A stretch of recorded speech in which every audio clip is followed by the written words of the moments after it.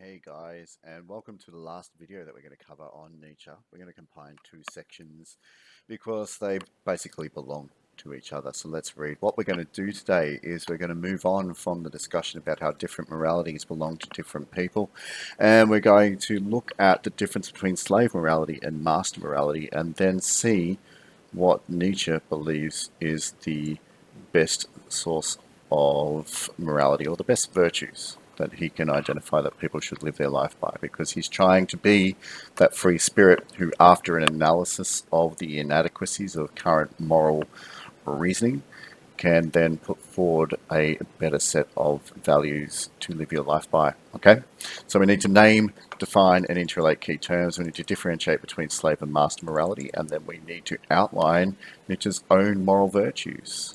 First thing you need to do is to draw me a picture of a Roman senator and a Roman slave after you have written these down and scored yourself on them. Cheers. Here we begin. This is probably something you need to write down straight away. The first thing Nietzsche does is he differentiates between master and slave morality. And I'm going to use Rome as a typical example of a time when there was moral basically master and slave morality, because I'm pretty sure it's the type of time that Nietzsche had in mind. He might have also been thinking about ancient Greeks or other people. So you can write that down. There is slave morality, and then there is master morality. Now he goes on and he says that from a master morality point of view, we tend to praise virtues that are noble. Things like courage, honor, hospitality, self-reliance, truth, fidelity. And we tend to praise these values, but we also praise people who embody them, the people who practice them. And from this point of view, the master sees what is good as what is noble, and sees what is bad, not evil, but what is bad, as anything that is despicable, can be looked down upon with disdain. And that would include things like cowardice or timidity, being shy. Take a note.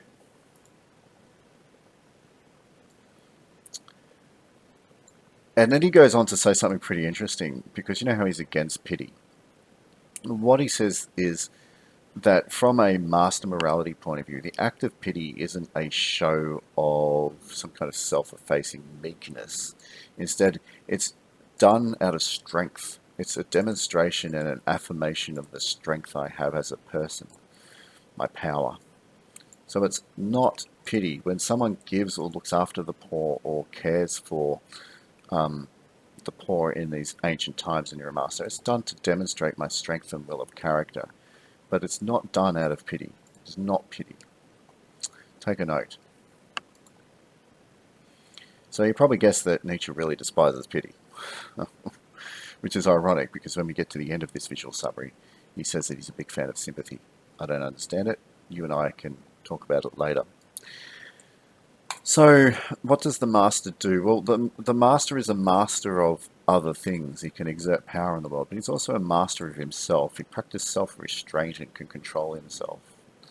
And he has respect for tradition and for his ancestors and for the past. And he sees them as a legacy of passing on values. And Nietzsche really celebrates this. So I think we should write that down. Then Nietzsche says this is an example of how we can consider any kind of value system which is based on modernizing and progress. And remember, when we talk about progress, we're talking about that from the herd point of view, which is basically putting in place societies, structures, morality, anything that is just to eliminate fear or eliminate threat. And he believes that these values have an ignoble origin, so they're the opposite of noble. And they have an ignoble origin because they don't respect the legacy and the traditions that have existed in the past. Take a note.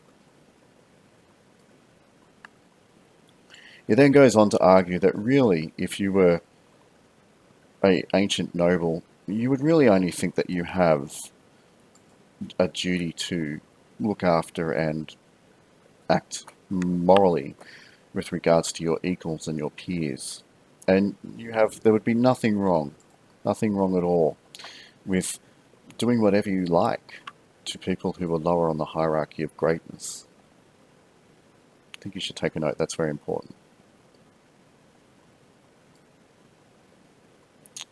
Now, this kind of attitude, he argues, is very distasteful. It's very disgusting when you look at it from the point of view of modern Germany at his time. People would really despise that kind of attitude and way of looking. Because basically morality at this time, or the time that Nietzsche is writing, is based on slave morality. It's not based on the morality of the noble.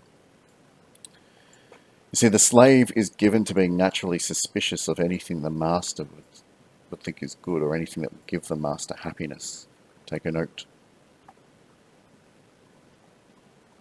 And because he's suspicious, he would reject the values, the virtues of the master.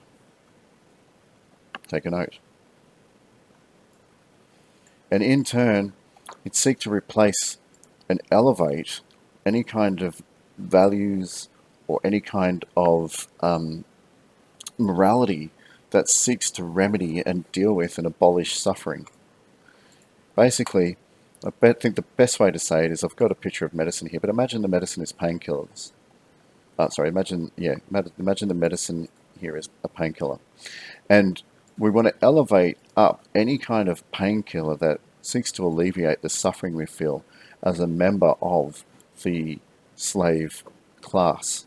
And that kind of morality is passed on throughout Christianity, and that's what is basically the MO, the modus operandi of modern moral thinking at his particular time. It then goes on to say that evil is a product of, or is produced by, thinking from the point of view of slave morality. The word evil, not bad, the word evil is related to anything that is a threat to the herd. Take a note.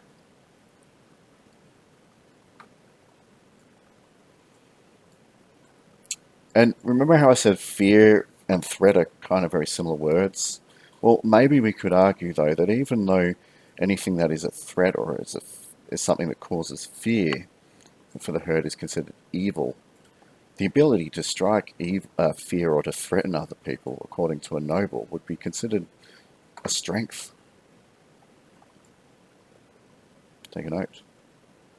And because of this, he believes that ultimately the slave is looking for a stupid, meek man, right? Stupid is good. Banal is good, all right? And under Christian, well, not Christian, but under slave morality, what tends to happen is that the word good and stupid get closer and closer together, and they almost become the same thing. The good man is the stupid man, the meek man, the passive man, the man who doesn't think too much. Though later on in some of his writing, he does actually say that slave morality makes you cunning and smarter, because you have to learn how to deceive and not be as honest as the noble class. But I don't think that's covered in these writings. Anyway, so what the stupid and good man really wants is freedom and happiness, whereas what the noble wants are life-affirming values or attributes, which is to be revered, to have devotion, and to live life and embrace life with enthusiasm. And when he was living, he did note that even though society was being run by a Christian morality, there still was elements of the aristocracy, or members of the aristocracy, who lived closely to this noble morality, or this master morality that was being discussed. And that's the one that he accepts. He says, if I had to pick a morality of today, what I would pick is basically a morality that sides with, or is closely aligned with, traditional noble moralities of the past. Take a note. And then from there we leave that section, and there's a lot of a gap, but we move on to the next section, which is 284.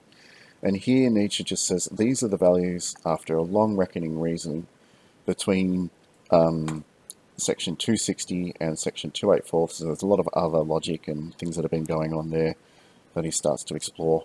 And he says, these are the values which I think are the most important, and new morality should be built on. They should be built on courage, should be built on insight, sympathy, and I think to me and to you, we'd be thinking, but isn't that pity? Isn't that compassion? Don't know.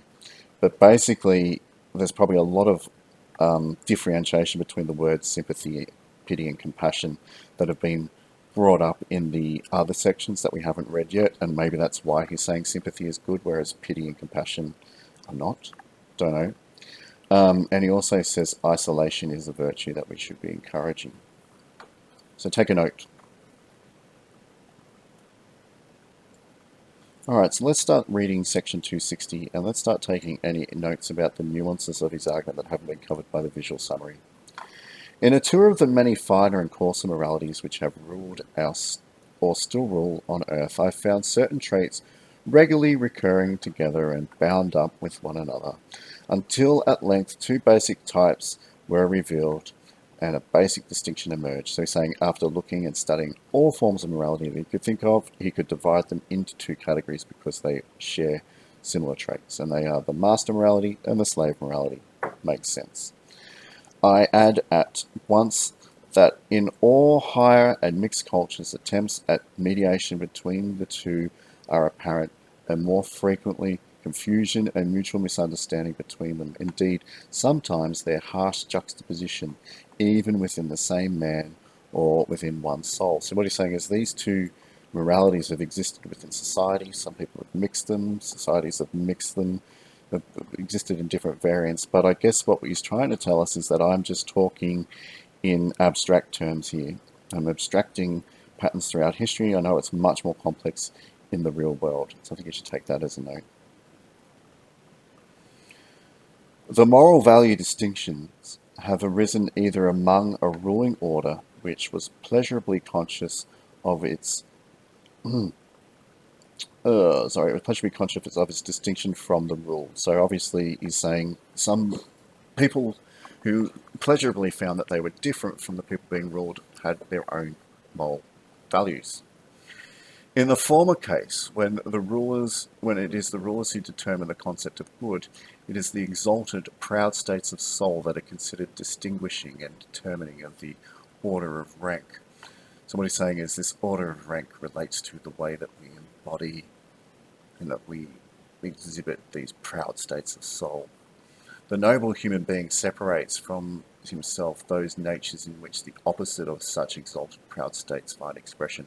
So obviously the noble person, the ruler, would tend to separate from himself any of those lesser states and celebrate and try and cultivate those higher proud states based on pride.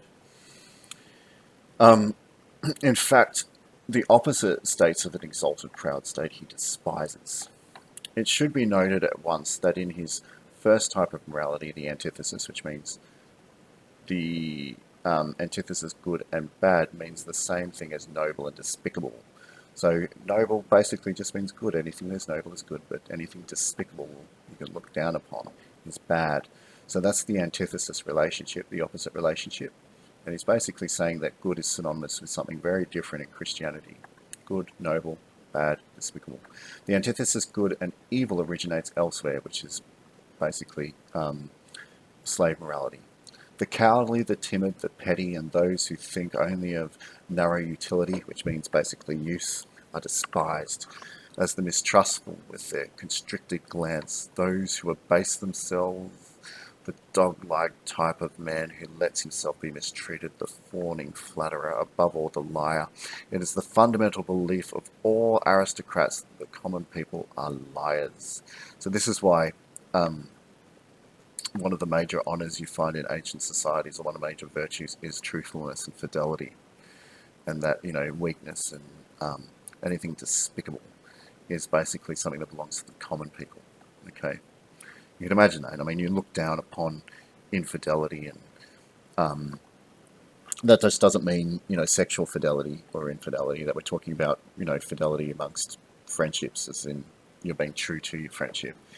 They look down upon that and believe that that's what the common people be. But notice that language again, that disdain, that looking down. It's not really a this is evil. It's more like just looking down upon it. So low, so base. Take a note. We who are truthful, thus did the nobility of ancient Greece designate themselves. We who are truthful.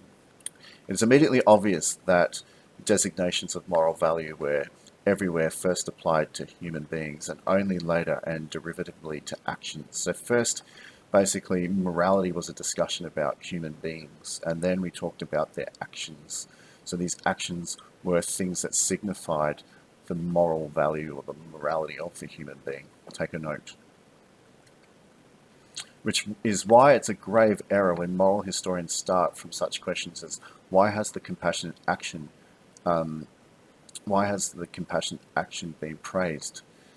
So he's saying it's an error to praise the action when really you should be looking at the human being in their inner states. The noble type of man feels himself to be the determiner of values. He does not need to be approved of. He judges what harms me is harmful in itself. He knows himself to be that which in general first accords or agrees with honour to things. He creates his values. Everything he knows to be part of himself he honours, such as morality and self-glorification. In the foreground stands the feeling of plenitude, the power which seeks to overflow, the happiness of high tension, the consciousness of wealth, which would like to give away and bestow. The nobleman being too aids the unfortunate, or almost not from pity, but from an urge begotten by superfluity of power. Okay, I need to explain that to you. So what he's saying is these, if I feel and create my own sense of values and conduct my life of honor in the background, right, or in the foreground, so in front of me, I'm going to feel that feeling of plenitude. I'm going to feel that power. I'm going to feel the happiness, but also that wonderful tension of happiness, that extreme happiness, the consciousness of wealth, which he can give away because, and he might like to, because he realizes that his power is just overdone and ridiculous. It's kind of a waste. So why not put it to good use and support the poor? But it's done from a stance of power. Take some notes. The human being, the noble human being, honors in himself the man of power. Also, the man who is over himself, the man who has power over himself, who understands how to speak and how to keep silent, who enjoys practicing severity and harshness upon himself, and feels reverence for all that is severe and harsh. So he's saying, it's basically saying there that the nobleman values self-discipline, mastery, and control of self, a certain hardness. Yeah. At the heart, a hard heart has Wotan set in my breast. So Wotan would have been an old English way of referring to Odin, who was the king of the Norse gods. It says that it says in an old Scandinavian saga. Sorry, I say Norse gods. Really should. That just basically means the Scandinavian gods. A just expression coming from the soul of a proud Viking. A man of this type is actually proud that he is not made for pity, which is why the hero of the saga adds as a warning, he whose heart is not hard in youth will never have a hard heart. Brave and noble men who think that are at the farthest removed from the morality which sees the mark of the moral precisely in pity or in acting for others or in some kind of disinterestment. So basically what he's saying here is brave and noble men are far removed from thinking that the reference point for moral action is pity. That's it. Take a note. Belief in oneself, pride in oneself, a fundamental hostility and irony for selflessness, so looking down upon selflessness, belong just as definitely to noble morality as does a mild contempt for caution against sympathy and the warm heart. So he's basically saying, you know, you'd be very cautious about feeling sympathy towards others. You'd be very careful about that, just like you would be careful about being selfless. You'd look down upon it. Take a note. It's the powerful who understand how to honour, that is their art, their realm of invention. Deep reverence for age and the tradition.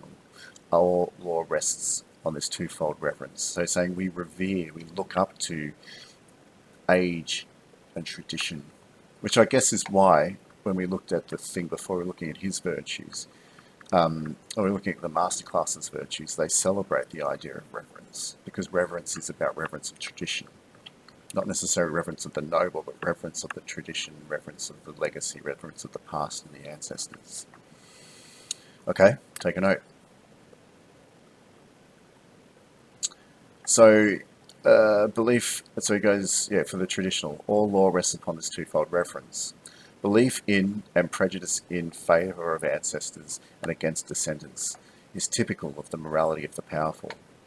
And when, conversely, men of modern ideas, so that would be modern Germany at his time, believe almost instinctively in progress, and remember how progress, according to Nietzsche, was defined as an attempt to eliminate all suffering and all fear, and the future, and show an increasing lack of respect for age. This reveals clearly enough the ignoble, which means dishonourable, origin of these ideas.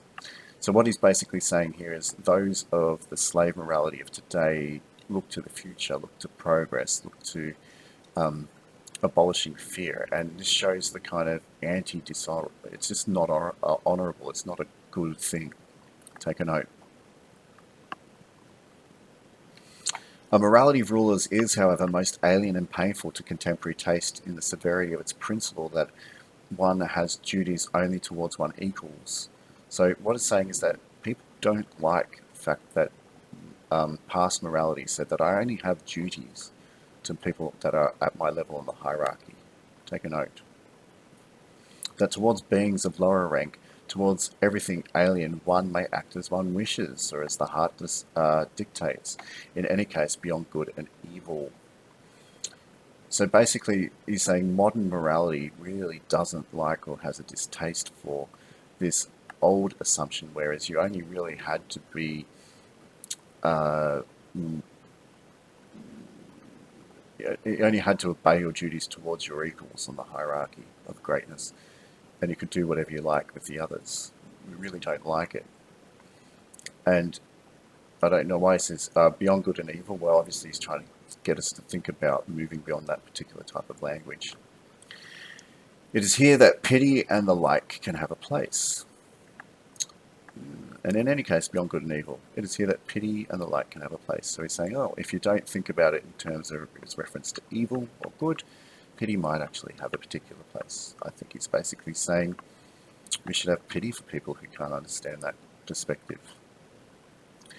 The capacity for and the duty of protracted gratitude and protracted revenge, both only among one's equals, subtly in requital, a refined conception of friendship, certain need to have enemies as a conduit system, as it were, for the emotions of envy or quarrelsomeness or arrogance, fundamentally so as to be able to be a good friend. So he's saying here the capacity to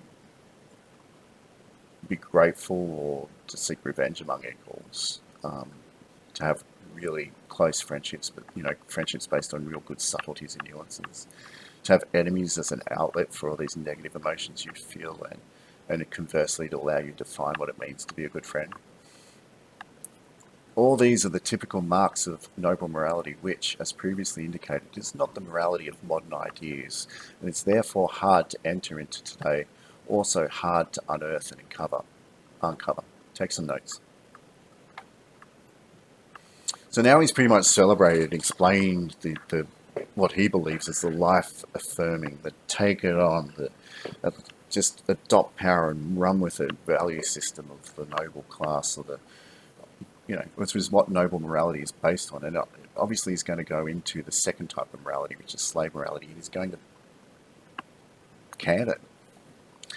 It is otherwise with the second type of morality. Suppose the abused, the oppressed, suffering, unfree, those uncertain of themselves and wary should moralize. What would their moral evaluations have in common? Probably a pessimistic mistrust of the entire situation of man will find expression. Perhaps the condemnation of man together with his situation. So what he's basically saying here is basically there might be a deep mistrust, not only of just nobles, which there is, but there's a distrust of the nature of man, which could explain why there might be some kind of life-denying aspect to slave morality. They're going to deny what man is and try and suppress it. The slave is suspicious of the virtues of the powerful. He is skeptical and mistrustful, keenly mistrustful of everything good that is honored among them. So we don't like the values of the noble class. We look down upon them because we're mistrustful of them. Take a note. He would like to convince himself that happiness itself is not genuine among them. So we'd like to lie to ourselves, according to Nietzsche, and say, the nobles aren't really happy. On the other hand, those qualities which serve to make easier the existence of the suffering will be brought into the prominence and flooded with lights. And when he says easier the existence, he means basically alleviate suffering. So these values that allow us to alleviate suffering will be raised to the top. These virtues will be raised to the top. Here it is that pity, the kind of helping hand, the warm heart, patience, industriousness, humility, friendliness come into honour. For here these are the most useful qualities and virtually the only means of enduring the burden of existence. So, slave morality, it functions originally, as a way of allowing us to get through the pain of life. And that is not what noble morality was about. Noble morality was about celebrating it, taking it on board. Because as a noble you could. Whereas slave morality was almost like a medicine, right? Slave morality is essentially the morality of utility. Here is the source of the famous antithesis, good and evil. Good and evil is an antithetical relationship that belongs to slave morality. Take a note. Power and danger are felt to exist in evil. The evil are powerful. The evil are dangerous. Take a note. Evil is a word that evolved out of slave morality. A certain dreadfulness, subtlety, and strength which could not admit of contempt. Thus, according to slave morality, the evil inspire fear because they're powerful and dangerous. Do you get it, guys? According to master morality, it is precisely the good who inspire fear and want to inspire it, while the bad man is judged contemptible. So what he's saying here is that from slave morality, evil inspires in fear. But fear and the capacity to inspire it is considered good if you have the ability to do it as a noble, in a noble type of morality. Take a note. The antithesis reaches its height, so that means, remember, antithesis means two opposing concepts. When consistently with slave morality, a breath of disdain finally also comes to be attached to the good of this morality. It may be a slight and benevolent disdain, because with the slave's way of thinking, the good man has, in any event, to be a harmless man. So according to this, the antithetical relationship between good and bad becomes even more extreme. So, here we've got evil, which is powerful, and it's strong, and it's a threat.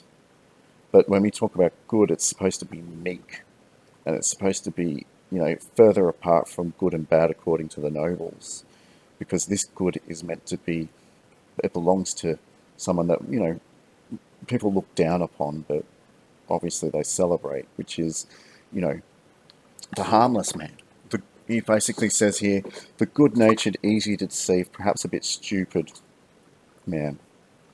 So I guess what needs to be mentioned is that good and bad were probably closer in noble morality than good and bad according to according to slave morality, because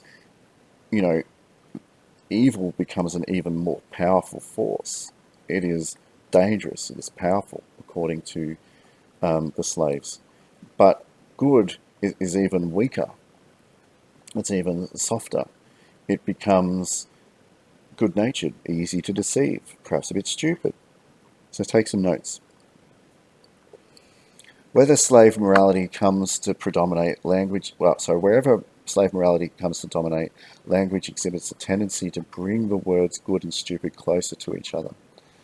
A final fundamental distinction, the longing for freedom, the instinct for the happiness and the refinements and the feeling of freedom, belong just as necessary to slave morality and morals as the art of reverence, devotion, and enthusiasm for them are a regular symptom of an aristocratic mode of thinking and evaluating.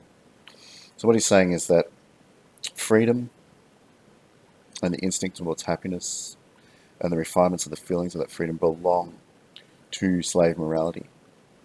And morals, just like the art of revering, ancestors, the past, tradition, and devotion to people, to the past, or the enthusiasm for life, end up being part of the aristocrat's mode of thinking, which is basically the noble class of his day, but also the noble class in the past.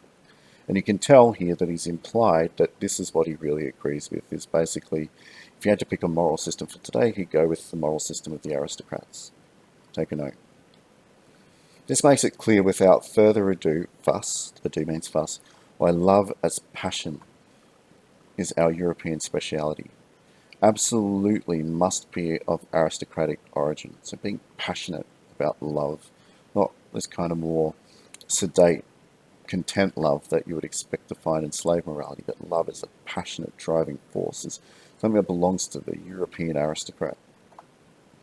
It was, as is well known, invented by the poet knights of Provence, those splendid inventive men of the Guy Sabre, who Europe owes so much, and indeed almost itself. So he's a fan of passion, and love experience that's passion, because it's life affirming, whereas the love under slave moralities would be, a celebration of kind of a more passive, meek appreciation of others. All right. Last section. This is where he starts outlining his values. And remember, we're going from 260 to 284. They're different sections, so there's a lot of logic and reasoning in between. Okay? To live with a tremendous and proud self-possession, always beyond. To have and not have one's emotions, one's for and against at will. To condescend to have them for a few hours.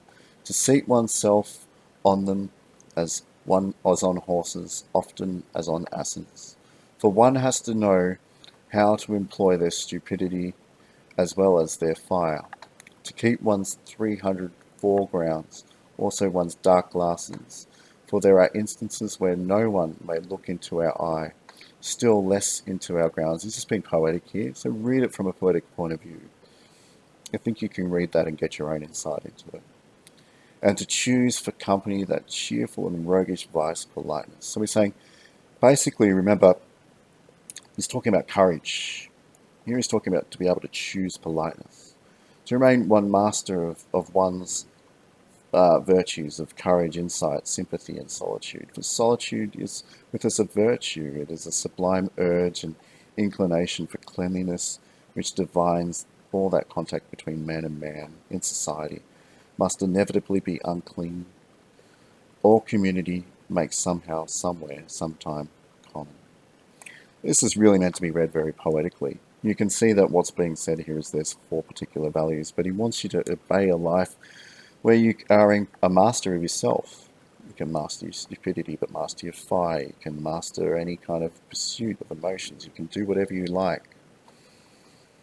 But still do that. You can choose to be polite rather than have politeness imposed upon you. And more importantly, solitude is important because it allows you to eliminate and purge from yourself all that has been imposed upon you by the community, which he addresses as common or herd-like. Okay? So, take some notes. Have we named and defined different key terms? We certainly have. Did we differentiate between slave and master morality? I think we certainly did. And have we outlined nature's own moral virtues and the way we should live our lives? Live the good life according to him, probably. Yeah, I think we have. So, I hope your notes are pretty good. This is the end of Nietzsche. If you don't really understand what we talked about, you need to come and talk to me, because I'm going to say that large section probably will have an exam question attached to it. All right, cheers. Thank you.